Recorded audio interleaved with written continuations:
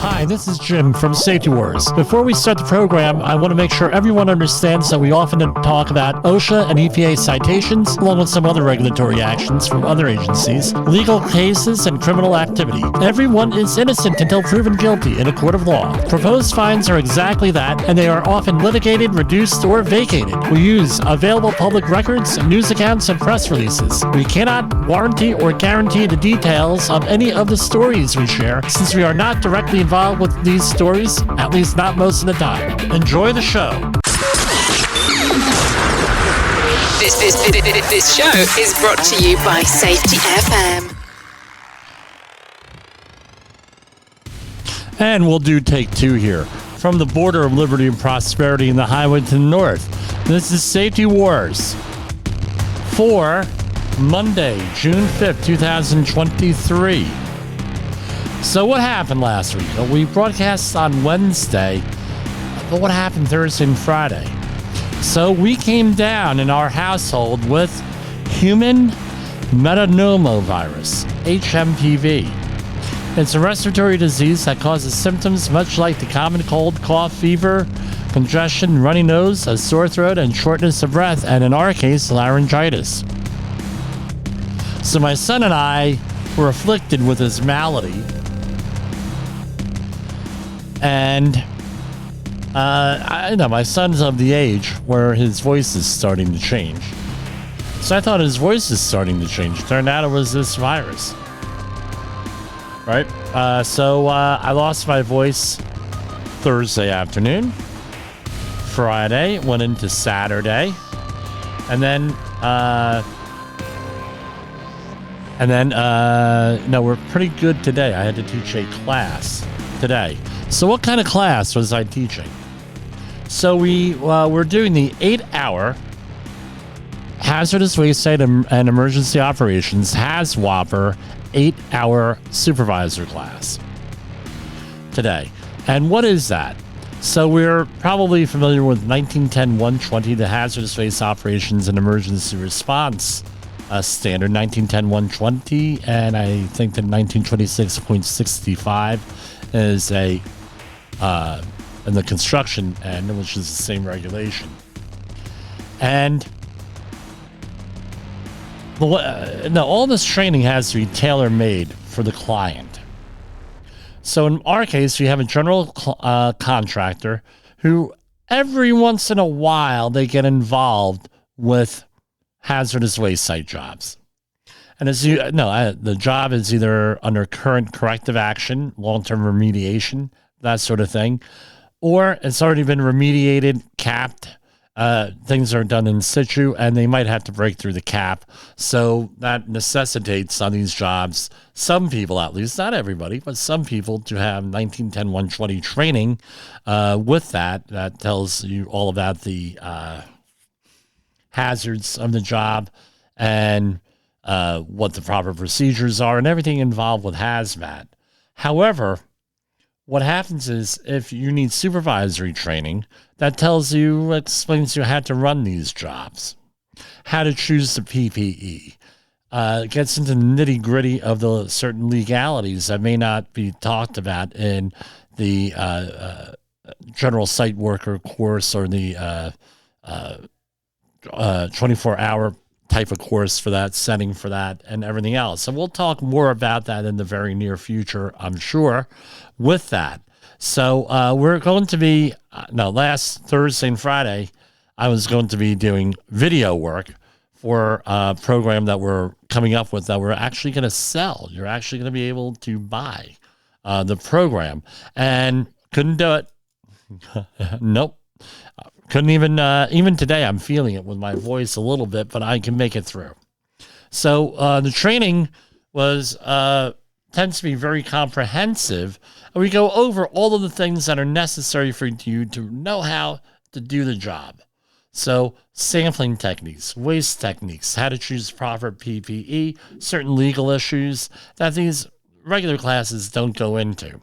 So if you're a supervisor, you know how to run the class. And in this GC's case, general contractor's case, the general contractor is going to be overseeing other people and what they need to look for, how do they need to set up the job with the local town and everything. So one of the things that I mentioned with all this stuff is probably the most important thing is when you get to a hazardous waste site job, you want to ask, where is this waste going? What do we have to do with the waste? Has to be the first one. First question.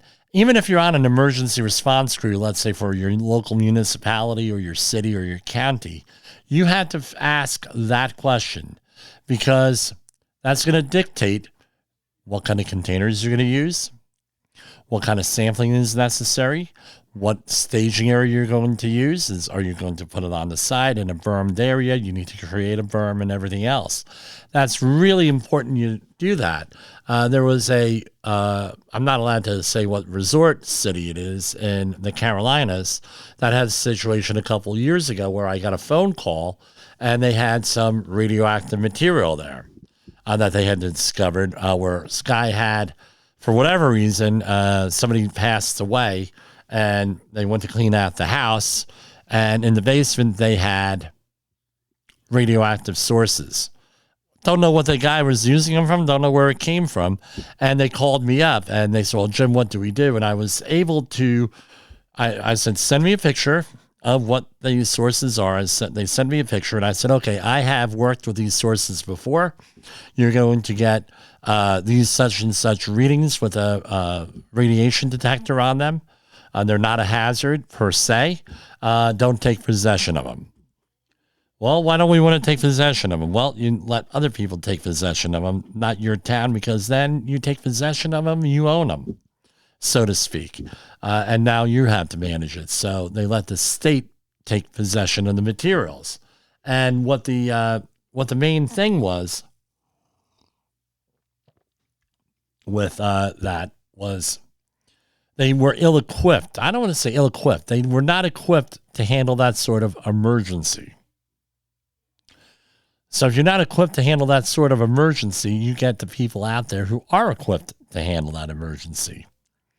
And this way, nobody gets hurt and things get managed correctly. Another case in point, there were two other cases that I had cited. One was in the Midwest. Both of them were in the Midwest. One of them was in the far west. I'm not going to mention the state because it's a very well-known small town in out west where my client said, and I was very young at the time, about 24 years old, very inexperienced on a certain level, and this would not happen today, where they said the client says to me, Jimmy, everything is all handled out here. We got everything all handled. I said, did you talk to the town? They know what we're doing. They have the equipment. Oh, everything's handled. Not a thing to worry about. Don't worry about a thing. Honest. Don't worry about it. So what do you think happens? We have an emergency. The place is on fire. The remedial process that we're using, the machinery is on fire. So what do you do in a fire emergency? What do you think? What do you think you do? You dial 911. Place is on fire, you dial 911, right?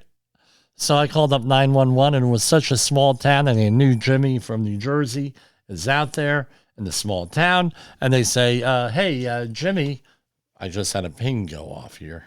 Okay. Jimmy, hey, they knew me, Jimmy from New Jersey. Hey, Jimmy, how you doing?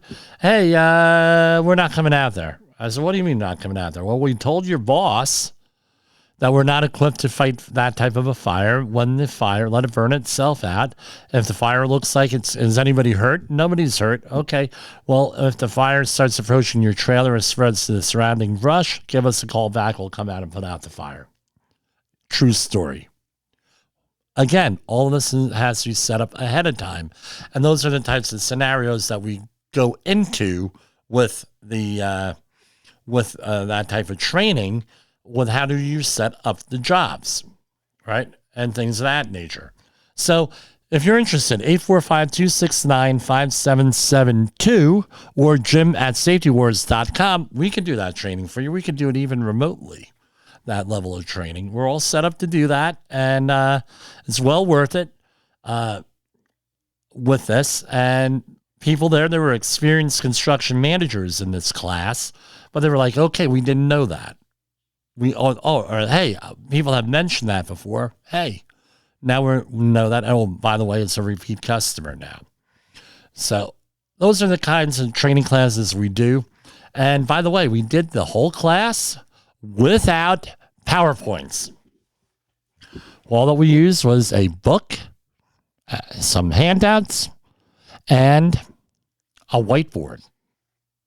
No PowerPoint. And everybody got to keep everything. Everybody was writing notes in the book because they're going to, that's the way I am. I work with one-on-one and have an extended conversation because that seems to be what works for me. Some people love to do the PowerPoint. It's like, after a while, it's like, boom, boom, boom. People don't want to see that anymore.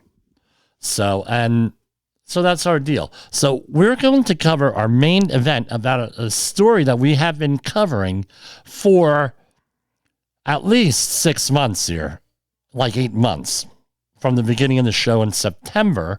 At the beginning of our coverage, we did not use the name, and then all of a sudden we started using the name of the company because it was ubiquitous and it was sounding ridiculous, us not using it. So we're going to go to a commercial break.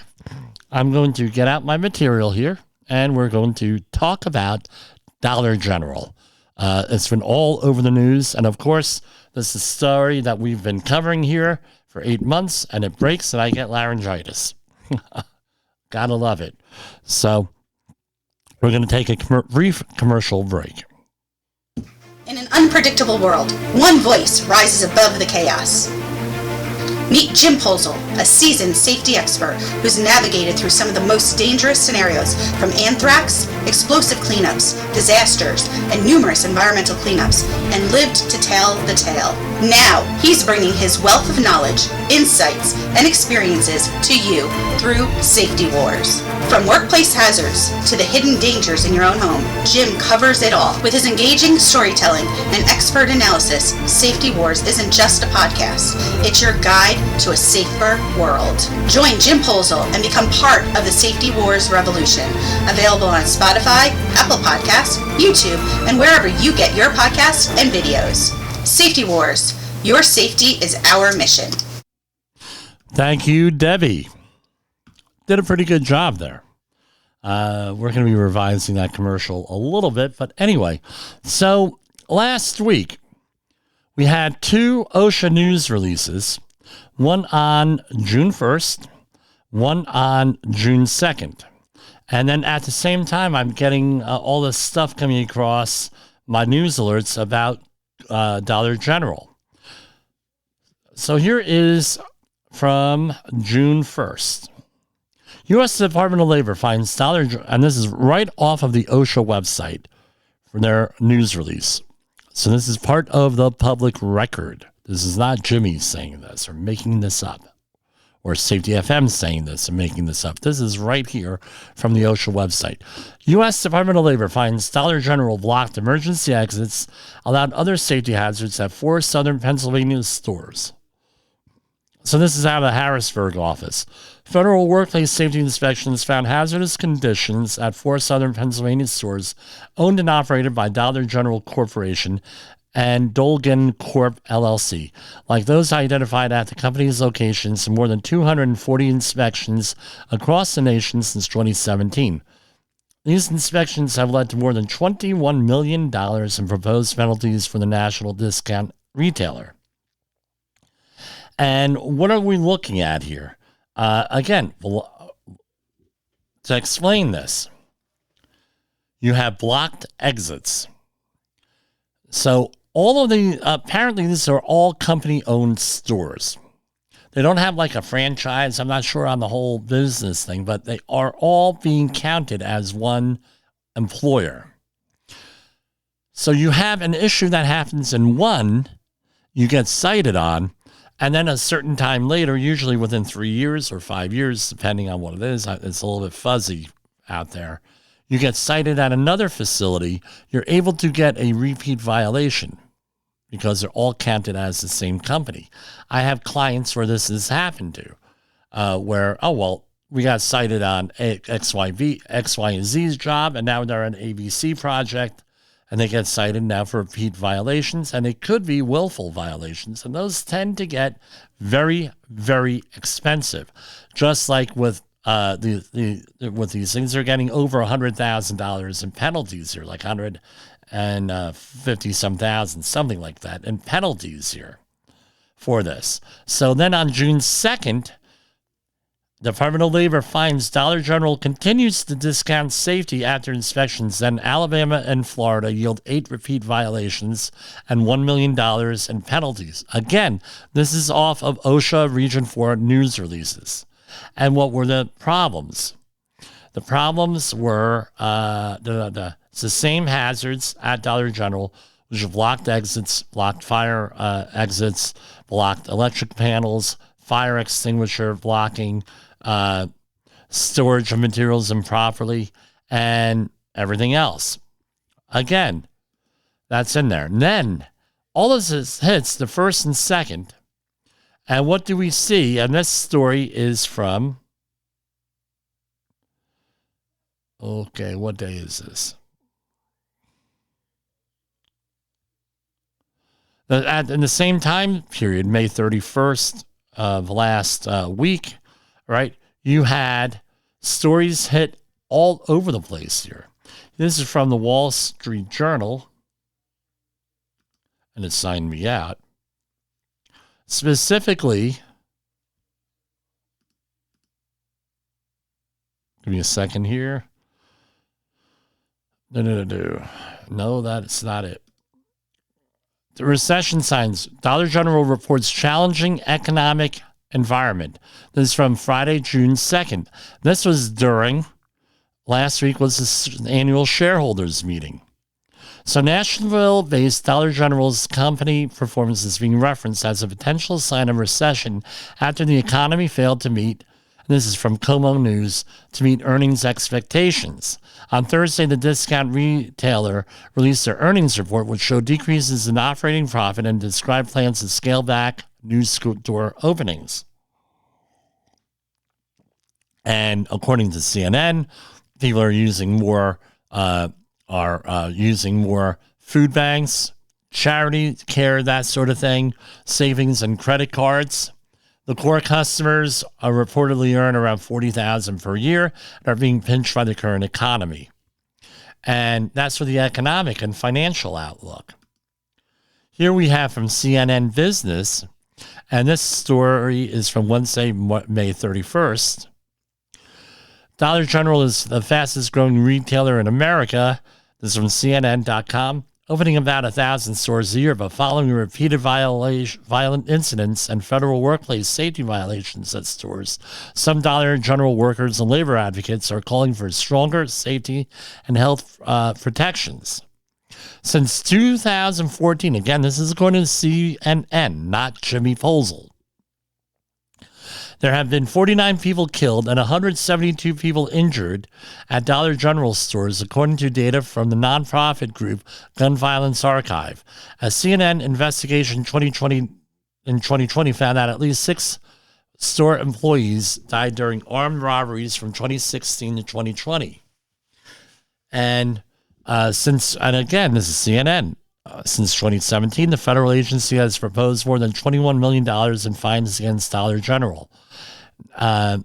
With that, in October, Dollar General was added to OSHA's Severe Violator Enforcement Program. The program devotes agency resources to employers cited for willful, repeated, and failure to abate violations, and for showing indifference, that's in the agency's interpretation, to provide a safe and healthy workplace. Okay, that's all part of the general duty clause, right? And so, again, what they're requiring is, what they're suggesting, some people, from employees, is that they have a safety professional in every store, or someone who's promoting safety in every store, and what things of that nature. And that's with that.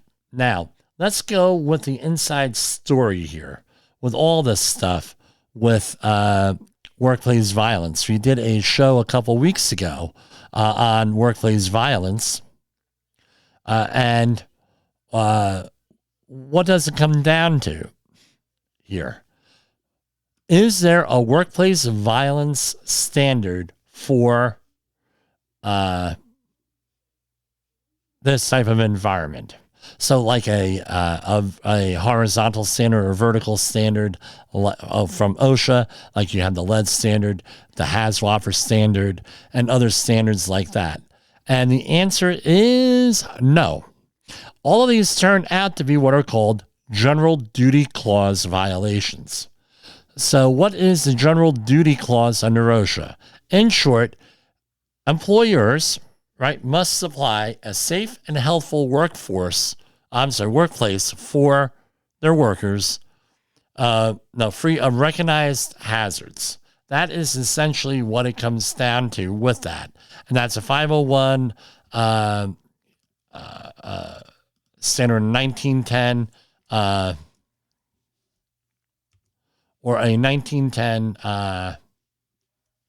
Okay, our website just went down.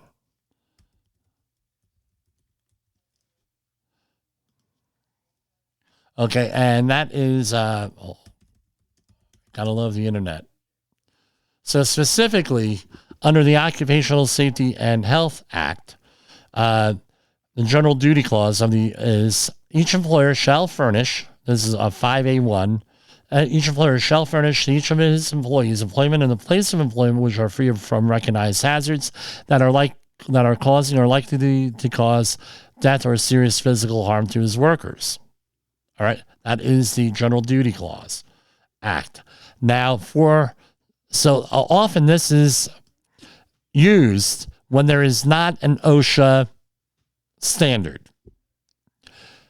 So then to prove and get cited under this, you have the OSHA has to prove four things. And these are ands. These are not ors here.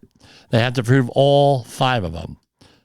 That is, the employer has failed to keep the workplace free of a hazard to which employees of that employer were exposed.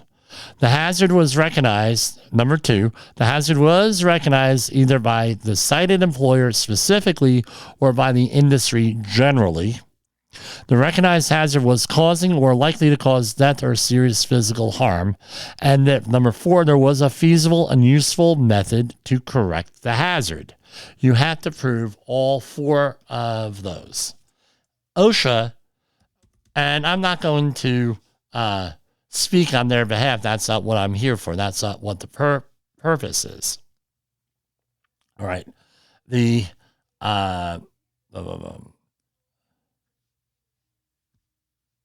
All right.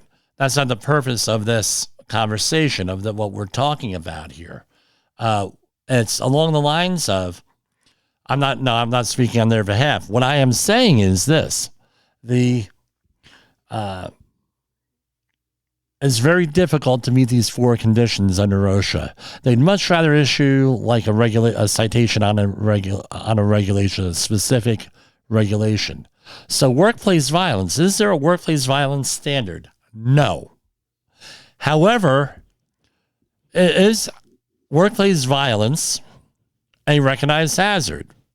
Yeah. We have a publication right here. We have a, give me a second. I just had it. We have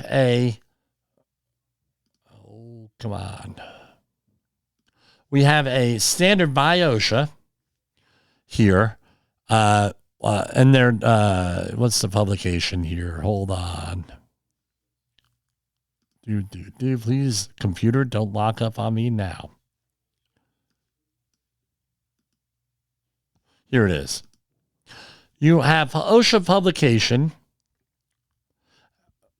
3153-12R from 2009. Recommendations for workplace violence prevention programs. This is for in late night retail establishments. I don't know what the statistics are on these issues that they are having over at Dollar General are, like the time of day or anything like this. But this indicates that workplace violence does occur from this, and it has to do with retail work.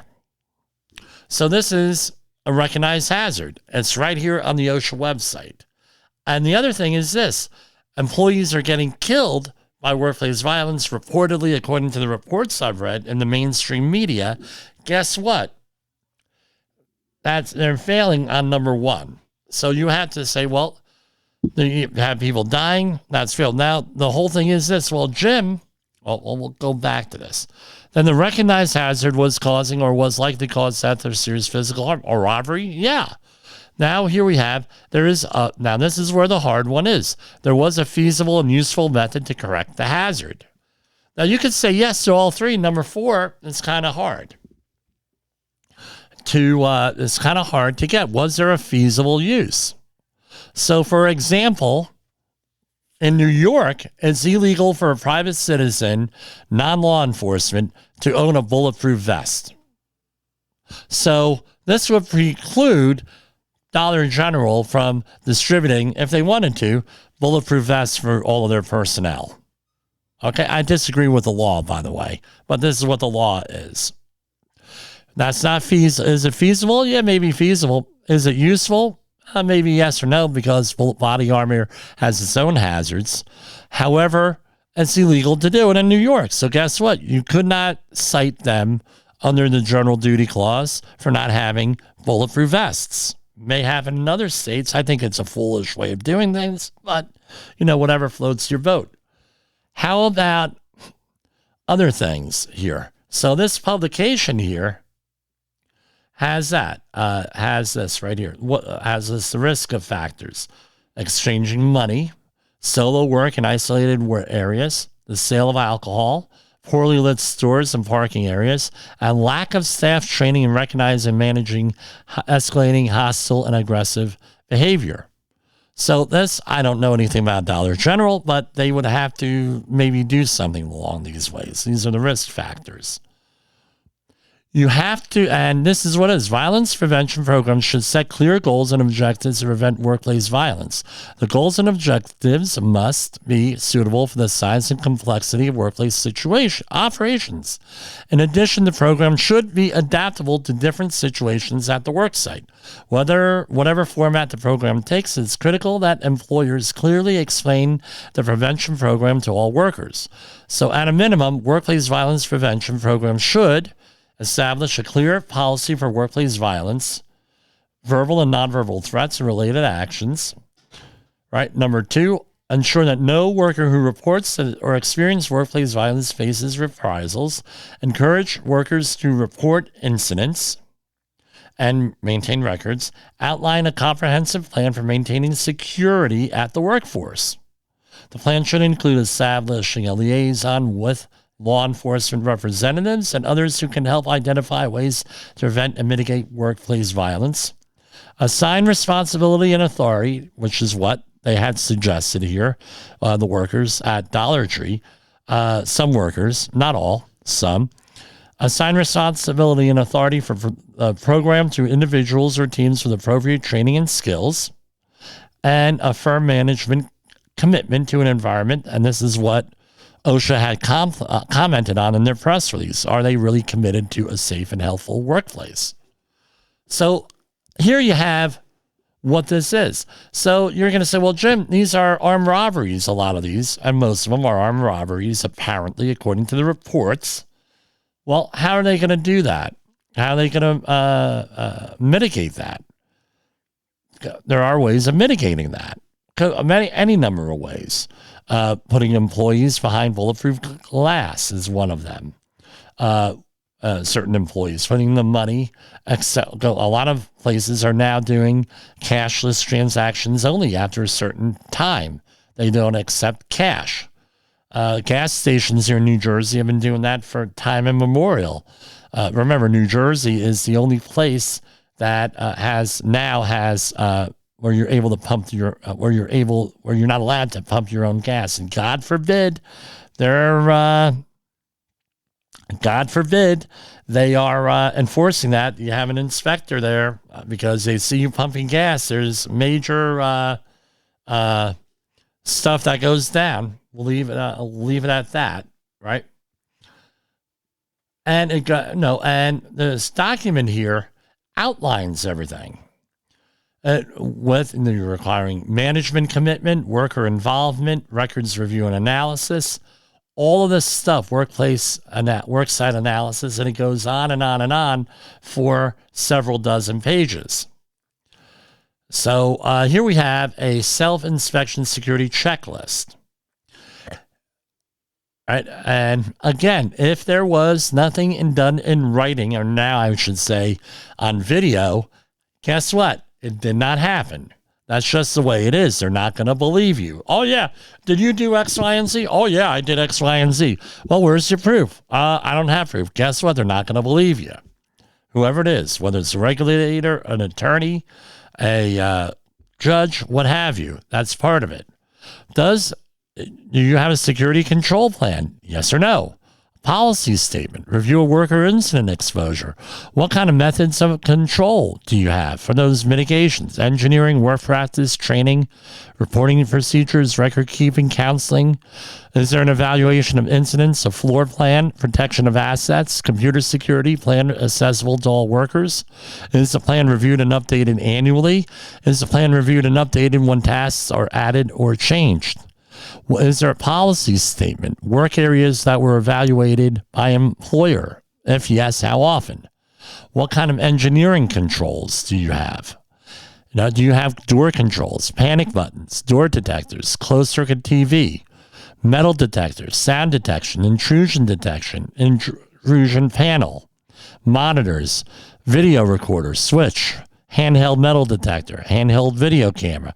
This may not all apply to Dollar Tree or other stores like this, but the question has to be asked on there, and there has to be an assessment. And that is actually from the Hartford Loss Control Department. OSHA had borrowed it from that, and it goes on and on and on. Then you have another one who, as far as staffing, and this again is, who's this from? It's in the OSHA form, but I suspect it's also from the same people. Is there someone responsible for building security? Right. Now, this is not to guarantee. I think this is where we get back to the what is safe.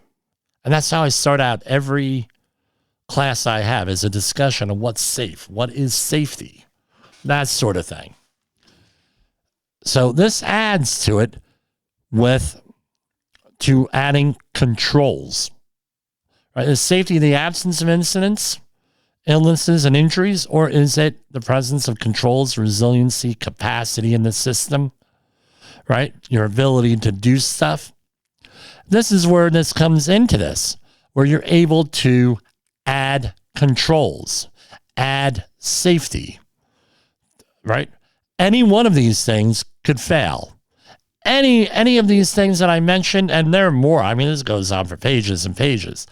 Any of those things could fail. But if one thing fails, does everything else fall apart? Or is there a failure with consequences? Right. And you have to show, right? So I imagine what OSHA will do is, if as far as their investigation, is to go out there and they're going to break this thing out. With this way it is, right? And now, guess what? Were there feasible ways of how do we do this? Now, if OSHA doesn't do it, will law enforcement do it? Will an attorney do it? And I don't know. I'm not an attorney. I'm not here to give legal advice. However, we are here to talk about what we have expertise in, which is keeping workers safe and workplaces safe. Something to consider here. And apparently, according to media reports at the shareholder meeting for Dollar General, they were going out there and the shareholders voted on a third-party oversight of some sort with this, so they could not pay $21 million of proposed OSHA penalties. And it's not clear to me whether these what the status is, if they're contesting them. I imagine they are, but it's not really clear in the information we have. That's probably handled internally and will come out at a later time for that. And my voice is starting to go. You could hear about it. I'm getting raspy. Ay. So it's about time for another commercial break. In the professional safety community, communication and planning are just a few keys to your program's success. The question many practitioners have is, where do I start? Dr. Jay Allen, the creator of the Safety FM platform and host of the Rated R Safety Show, has built a global foundation to help you along the way. Go to safetyfm.com and listen to some of the industry's best and most involved professionals, including Blaine Hoffman with the Safety Pro, Sam Goodman with the Hop Nerd, Sheldon Primus with the Safety Consultant, Jim Pozell with Safety Wars, Emily Elrod with Unapologetically Bold, and many others. As individuals, we can do great things, but as a team, we become amazing. Dial into safetyfm.com today and surround yourself with a powerful force of knowledge and support. Let me point out, we don't become amazing. We were amazing all along, right? With that.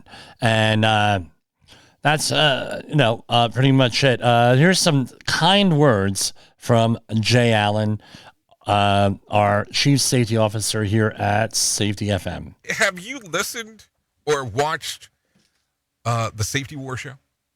It does stream live on the radio and on the streamer-emers that we have. So if you have not taken a listen to Jim Posel and what the hell he's doing every evening with Safety Wars, I would strongly encourage you to take a view or take a listen, whichever option is available for you, and take a listen to what the hell he has going on. It will take some deep dives and some information that you might be interested in. Thank you, Jay Allen, the safety mystic, Jay Allen. All right. He hasn't commented on what I call him. I call him the safety mystic. Great guy, great person to work with, and everything else. Okay, so we're going to go into some of our news stories here that came out in the last couple of days with this, safety related and otherwise. We're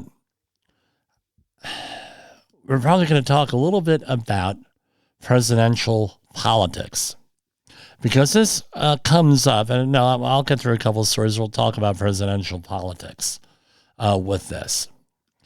Here's some study finds. Getting married may be the best way for working men to avoid burnout. This is a study out of Moscow, Russia. If you ever feel burnt out from working, you are definitely not alone. The mental exhaustion can make people feel disconnected from their own bodies, minds, and emotions, and make them feel less fulfilled in life. Now, researchers from the National Research University Higher School of Economics, HSE, say there may be a solution: get married. Their study finds that a happy marriage can fight off work-related burnout, specifically among men. For men, career success can often become a fundamental aspect of their identity and self-esteem. As a result, they may encounter greater pressure in the workplace and experience elevated stress levels while striving to fulfill their duties and meet expectations. In this context, marital satisfaction and feeling supported in one's private life can become critical factors in preventing burnout among men. This is from Ilya Bulgakov, a doctoral student at HSE School of Psychology, in a media release. This has gone under a lot of changes over the years. So, for example, and I can say this right here, I'm not going to get into trouble, I can't get into trouble, but screw it. My father worked for Western Electric, which was one of the country's largest employers, and before it was broken up in the 80s, and you can read the whole history behind that, right when the Ma Bell breakup. And when he got in to the industry, he was a tool and die maker for 37 years. By the way, he worked with Adam Samvora, who was Richie Sambora of Bon Jovi fame. Now, that was his father. Right? They worked together, but I digress. A lot of the management, a lot of the workers and the higher-ups picks person in charge. If you were not married, they did not really want to hire you. You were lower marriage material. If you were management material, unless you were married, because they felt married men were better managers because there was stability in their life. I'm just telling you the way it is. And then back in the 70s and 80s, he noticed a major change in the way that company managed up until their breakup, and then the subsequent successor companies were, no, we want someone who's not married. That way they can be married to the company and they can dedicate more time in that. So it would seem that this, and a lot of companies had that philosophy. So apparently, according to at least one study, that may have some credence with that, at least with men. Now, I'm going to say, well, that's misogynist, that's this, whatever it is, the data is the data, and I'm just telling you the history behind it. I see pros and cons to each thing, and we're not really supposed to. It's like illegal to go and start doing hiring practices based on marital status or anything like that. But apparently in other countries, it's still not illegal to do that. And apparently there is some data associated with this, at least in one study. I think it's something for further study. Perhaps the reason why we have so much society instability nowadays is because of our social relationships. Not necessarily marriage, but people are less connected. They're more connected because they're on the internet, but they're less connected because they're on the internet with people and things, and they think that a lot of these relationships online are real. Maybe that has something to do with it. Maybe we have to go and study this a little bit more. It's worth the question and the discussion. I don't know. Tell me what you think. You say, Jimmy, go to hell? Okay, well then, go to hell. Whatever. This is from a weird automotive story from Study Finds Again. Apocalypse-ready super truck released by Florida manufacturer prepares in doomsday style. A unique car manufacturer has released a truck perfect for a trip to the grocery store or the end of the world. Apocalypse Manufacturing boasts that their $160,000 super truck has a medieval, barbaric design. The Florida-based firm's four-wheeler features an aggressive front grille, perfect for scything through zombie hordes, if you're preparing for such a thing, or a trip to get toilet paper like we learned during the pandemic.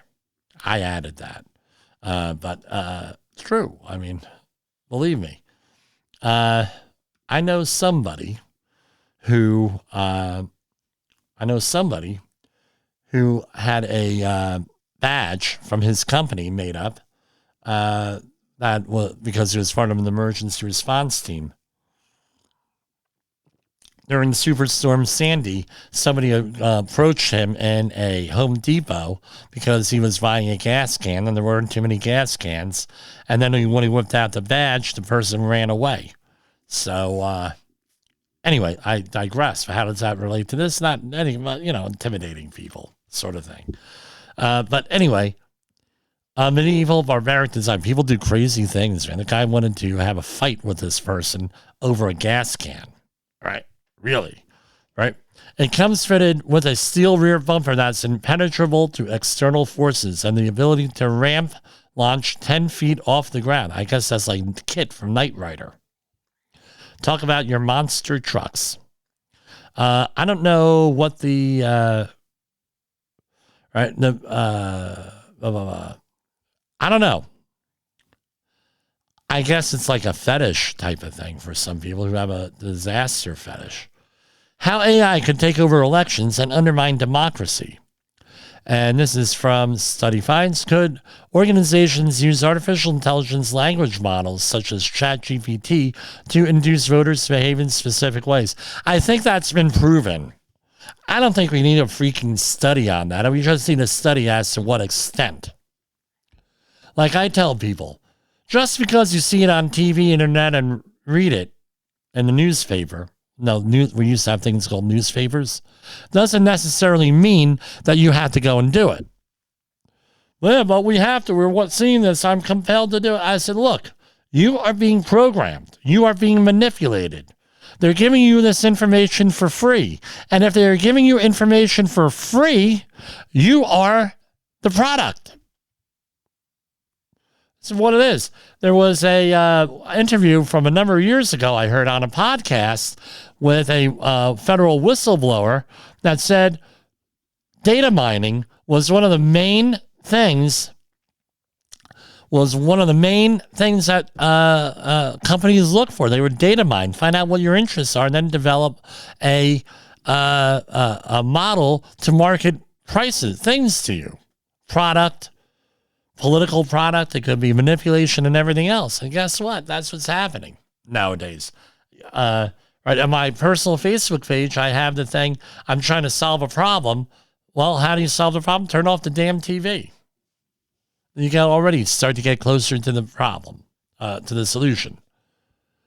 So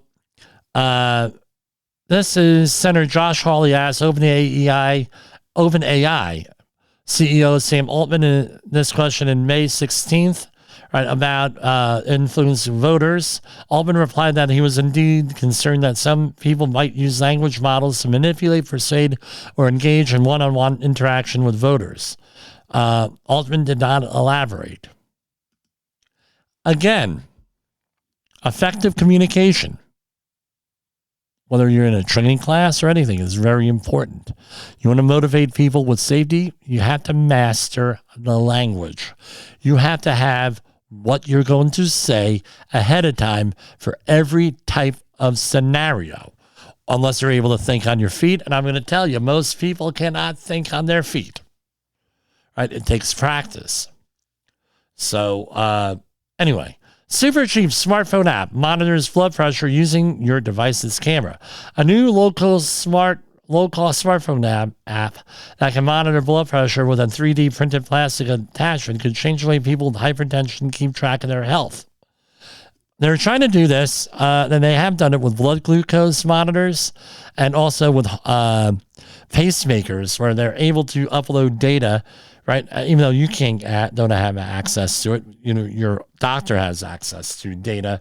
My brother has, and that was 7 years ago.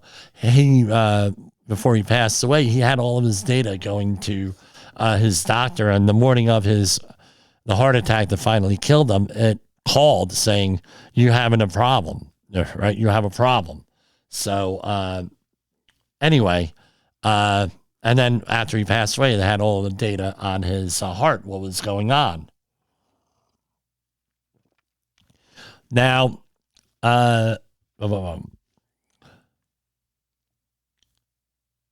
so this would be good. Blood pressure monitor with that. I'm sure it would be easier. I know with blood sugar monitors, with people who are diabetic, it makes it a lot easier with these continuous monitors. And a related story, Blue Mondays. Deadly heart attacks happen most often at the start of the week.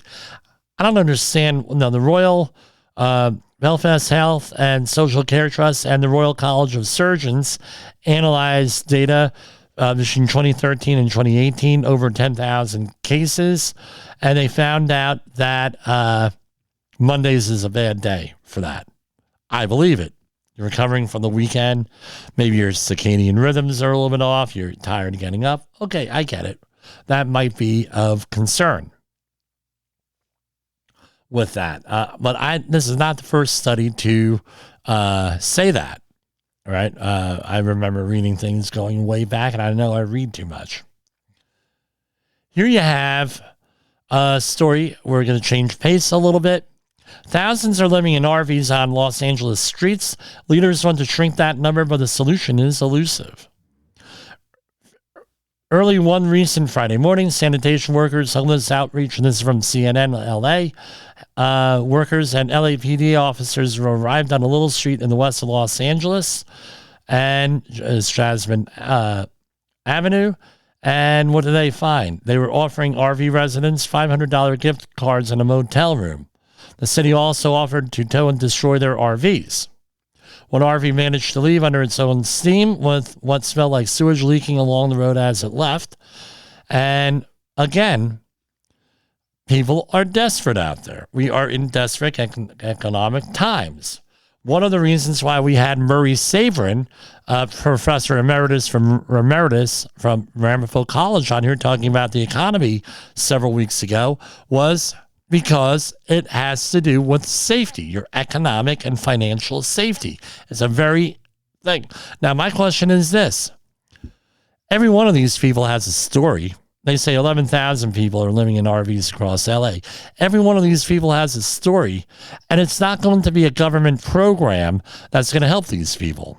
It has to be one-on-one. Can you have government programs managing people one-on-one? Yeah, I've been involved in a couple of these programs to help people not get into these situations, and it's always one by one, right? So what I find out, and you know, some people used to say this about some national leaders, where when they're talking about politics, they say one thing with the TV cameras on and the radio microphones in their face. When you get them behind closed doors, talking with the people that they're working with, it's a totally different thing. They're a lot more harsher. And that's been my experience also. So, you know, some of the groups I've worked with through my the university days, right, helping the inner city folks and lower income folks get better jobs and jobs programs, right? They have this one thing during their advertisement, go behind closed doors, and they're pretty harsh with the people with their things. So, again, not one cookie cutter size. It has to be an individual approach, person to person, one-on-one. Doesn't that sound like human and organizational performance in a way? Setting up systems that people don't fail. One-on-one, educating people, empowering people in a positive direction. It's all related here. It's what one of our themes are here. So here's one for you. Electric vehicles appear to appeal to conservative buyers sick of gas guzzlers. Tony Federico bought his Tesla Model 3 in 2018, and this is from the Washington Post. A former Marine who votes Republican, Federico said he was drawn by the cool technology and the chance to save money on gas. I think selfishly it was, you know, how is going to be help my pocketbook. However, he wasn't concerned about the environmental concerns so much. Hold on.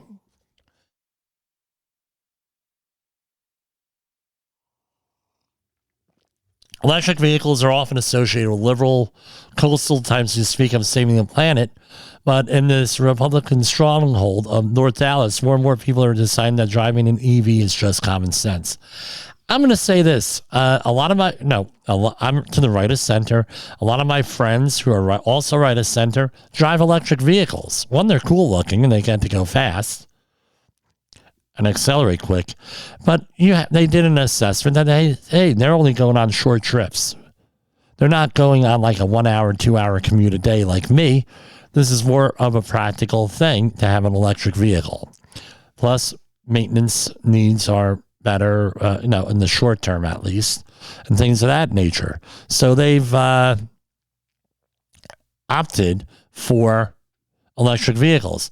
And I don't think that any of this is sustainable. That's why I came to that conclusion a while ago, to have get away with fossil fuels and be doing this. And by the way, the administration does agree with that also. They see fossil fuel usage going out to 2050, regardless of what they say on the campaign trail with that. So I don't know how sustainable it is. We don't have the grid for this. No plans on getting a grid for this. Remember, we only have 77 radio stations on the emergency, not the emergency broadcast, but the emergency alert system. We're behind on a lot of this stuff. We don't have the capacity on basic things, including this. This is a weird story, and this is not the first time this has happened. Pilots spotted slumped over in a plane chased by fighter jets over D.C. before it crashed. The NTSB is leading the investigation. Officials were at the crash site Monday to begin documenting the scene. So apparently, according to the news reports that I've heard tonight, they believe it was from lack of oxygen. And here they lost oxygen, they lost pressure. Everybody was non-responsive on the plane, and they just let the plane run out of gas, and it crashed. That's the official story right now with this. And it flew over the White House.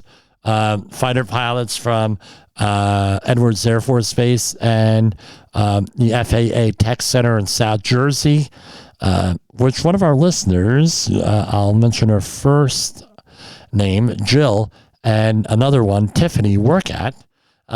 They from that base, it seems like everybody associated for Stockton College worked there or went for on job interviews there. I almost got a job there, believe it or not, as an aviation control officer at the thing. You can figure out what that was, but essentially there were sonic booms over Washington and everything else from the fighter jets intercepting this thing. It was never a threat, but it crashed. And rest in peace, everybody involved, and save for their families. I hate to see things like this happen, especially there was a child on board this plane. Here we have another story here. Europe's top eco-zealots are plotting a huge civil disobedience campaign of highway blockages and disruption at federal properties in America's first summer of chaos. European climate activists have brought whole cities to a standstill this summer. They're setting up a headline-grabbing disturbances in the U.S. I would say be very careful where you do this, because a lot of people are very hostile towards these blockages, especially in the United States. So they're planning large-scale civil disobedience campaigns of highway blockages, hunger strikes, and disruption at federal properties. Could this be called maybe an insurrection of some sort? Maybe, maybe not. I don't know. I don't want to be, getting people all riled up here. But in Europe, the same organizers were tens of thousands of protesters last year. Not conspiratorial, but it seems like the leaders are all the same in Europe and probably what's going on in America. That's what it looks like here. So here's another thing. Vaping helps fuel huge rise in bad behavior on planes. So here is from CNN Travel. There was a hope that when mask mandates on planes ended, people got used to traveling again, airplane passenger behavior might improve. Perhaps all those mid-air scraps, diverted flights, and abuse and harassment of flight attendants might die down, but that dream's been dashed. Unruly passengers are more than a third higher in 2022 than 2021. A new global analysis by IATA, the International Air Transport Association, has revealed.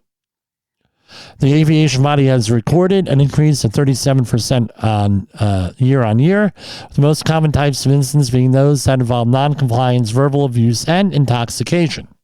The smoking of cigarettes, e-cigarettes, and vapes and puff devices in the cabin or lavatories was the number one non-compliance issue highlighted by IATA, following by failure to fasten seatbelts when instructed, exceeding the carry-on baggage allowance, and failing to store baggage when required, and consumption of alcohol on board. All right, so that's happening. So, going on, right? All of this stuff, they're saying, the headline doesn't mask, doesn't really jive with the article here. But what's the cause? apparently vaping and alcohol. I don't know. Vaping things have many different things. I think people are just emboldened somehow. Could be part of the puzzle.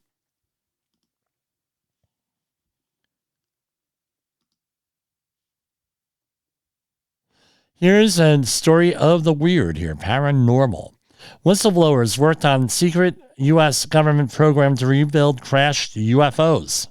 The world of alien conspiracy theories has been blown wide open thanks to confessions of 4 experts told of a secret UFO repair scheme they worked on for the U.S. government. This is from the Daily Star. I don't know how what the credibility of this paper is, but this is not new information.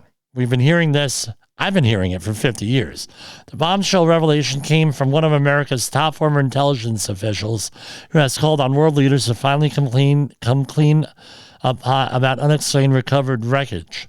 Ex-Deputy Assistant Secretary of Defense for Intelligence Christopher Mellon, who served under Presidents Bill Clinton and George W. Bush, said he has received reports that the government has engaged in a reverse engineering project involving UFOs. I've heard this for decades. He said personally he had referred 4 witnesses in the Defense Department's All-Domain Anomaly Resolution Office, AARO, which is probing 800 reported close encounters between military personnel and UFOs. Now, I did not agree with him, but this is all what Harry Reid's doing, Senator Harry Reid, who really pushed for this on his way out of the Senate. We might not have ever heard of any of this stuff, and it was put into the public domain, a lot of this stuff. And people say, well, disclosure is coming. Disclosure is coming. I think disclosure is happening. And where it's happening is by comments, offhanded comments by former presidents like Barack Obama,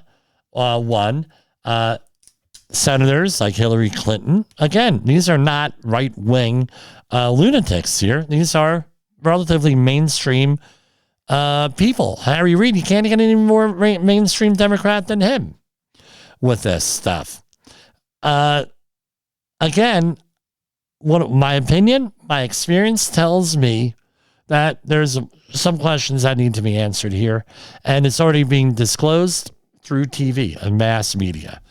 And you would say, well, Jim, what do you mean? I said, well, you know, the anti-smoking campaigns in the 1990s that, by the way, were kicked off by President Bill Clinton in the early 1990s. I think it was 93 or 94 at Woodbridge High School in Woodbridge, New Jersey. The principal was my next door neighbor, Mr. Bell, when Mr. Clinton came to town and had done this, and my father tried to gain entrance into the thing, get free tickets. He couldn't do it, but it was literally right down the street where the anti-smoking campaign officially started for the Clinton campaign. And part of this anti-smoking campaign was to insert messages into TV shows. No internet in those days. Internet was in its infancy, but went into TV shows.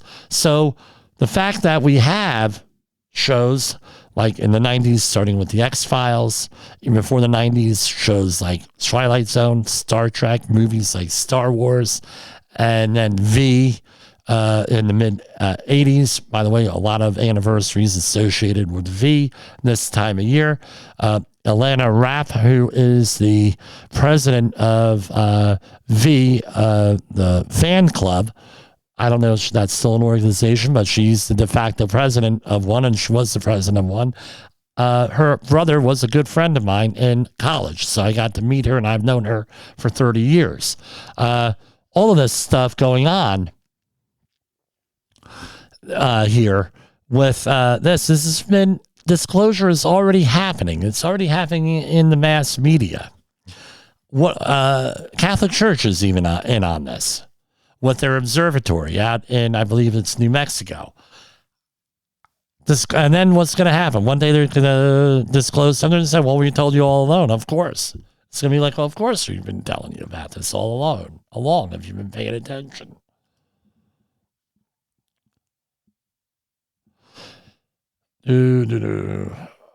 Next story I have is on all of that. You can Google it. I don't want to beat a dead horse here. And okay, we wanted to talk about presidential politics. As of today, in the last couple of days, we've had 3 more people enter the presidential race. Robert F. Kennedy, right, has entered in officially. And that's been for a couple of weeks. We really didn't talk about that. Number 1. Number 2, Cornel West, for the People's Party, which is a third party. Scholar and activist Cornel West. Former governor of New Jersey, Chris Christie, who I've met a number of times when he was governor and running for governor, have all declared. Now, here's the question here with all of this. How do we know whether they're a serious candidate or not? Especially these third party or lesser known, lesser connected things. It's one thing and one thing only: ballot access. We did a program, as one of our few Saturday programs several weeks ago. If they do not, and real short, if they do not get on the ballot, and every state has different requirements for getting on the ballot, that means voting, right? So tomorrow, for example, is New Jersey primary elections, right? For the midterm elections, where if you do not get on that ballot, you are not a legitimate candidate.